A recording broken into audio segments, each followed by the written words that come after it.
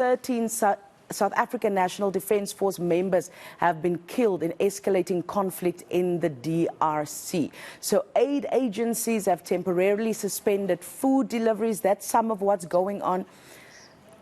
That is some of what's going on in the DRC at the moment. Key access routes have also been cut off amid fighting in Goma, where M23 rebels backed by the Rwandan army have reportedly taken over the eastern city. And calls escalate for peace talks as the crisis there is worsening. So I guess one of the key questions this morning is, will calls for peace talks bear any fruit?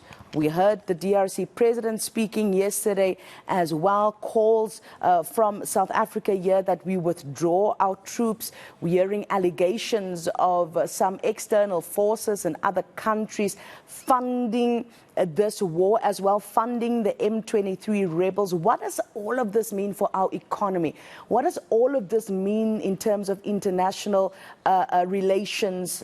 It is going to be very, very interesting. So with me right now on the line, we have defense analyst John Stewart.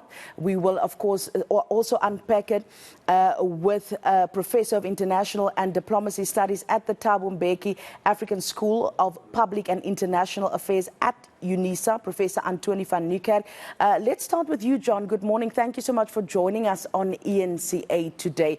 Let's start with your take. We are hearing allegations being thrown around, John, that, of course, the M23 rebels are being funded by the likes of Rwanda. We're hearing allegations of the US, Israel. What's your take on that?